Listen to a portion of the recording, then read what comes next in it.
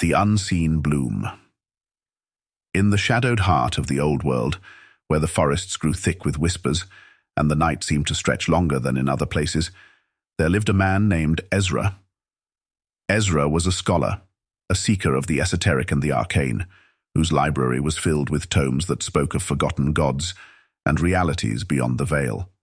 Yet his deepest fascination lay with the flora of the dark arts, particularly with the Datura, known amongst the locals as the Devil's Trumpet, a plant revered for its beauty and feared for its potency. One autumn evening, as the mists clung to the earth like a shroud, Ezra decided to partake in a ritual he had long read about but never dared to perform. He brewed a tea from the Datura's seeds, knowing well the tales of madness and vision it could induce.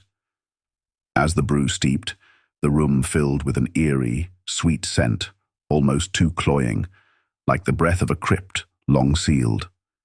With the first sip, the world around Ezra began to warp and twist. The walls of his study seemed to breathe, expanding and contracting with a life of their own.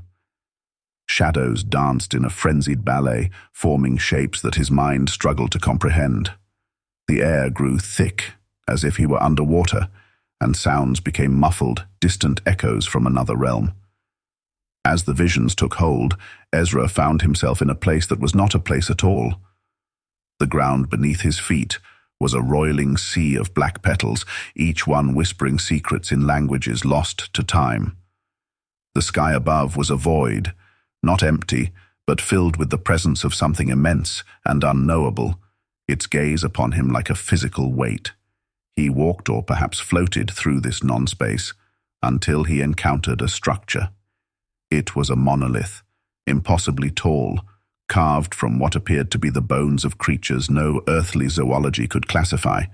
Its surface was etched with symbols that hurt to look at, each curve and line promising madness if studied too closely. From behind this monolith, a voice, or was it many voices, began to speak.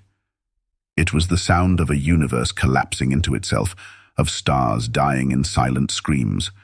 The voice spoke of the Datura, not as a mere plant but as a key, a conduit to realms where the fabric of reality was thin, where beings of pure thought and malice resided. "Seek not the bloom," it hissed, "for it is but a doorway to where the mind was never meant to venture. You tread upon the petals of the abyss." Ezra felt his sanity fraying at the edges, his consciousness unraveling like thread from an ancient tapestry. He saw visions of these beings, their forms beyond human comprehension, their very existence an affront to the natural order. They were the architects of madness, the weavers of nightmares, and they had noticed him.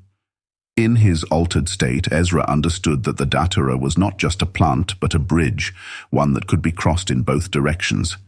He realized, with a horror that chilled his soul, that something might follow him back. The experience lasted what seemed like eons, or perhaps mere moments. Time was a plaything here. When Ezra's senses finally returned, he found himself back in his study, the tea cold and the candles burnt low. The night outside was still dark, but it felt different, thinner, as if something had been let in. For weeks, Ezra lived in terror, his mind haunted by the truths he'd glimpsed. The shadows seemed thicker, the night sounds more like whispered conspiracies. He began to see shapes out of the corner of his eye, felt the air grow cold when he was alone. One night, as he sat reading by candlelight, the shadows moved with purpose, coalescing into tendrils that wrapped around his limbs, pulling him towards his own garden where the Datura stood in bloom. Its flowers were not the white he remembered, but a deep, pulsating purple, their petals opening like mouths eager to consume. As he was drawn near, Ezra saw that within each flower was an eye, not of any creature from this world, but of those from beyond. They watched him, and in their gaze he saw his end. The tendrils lifted him, the whispers around him now a cacophony of eldritch joy, and as he was pulled into the bloom, he screamed a name that was not his own, a name that belonged to the darkness.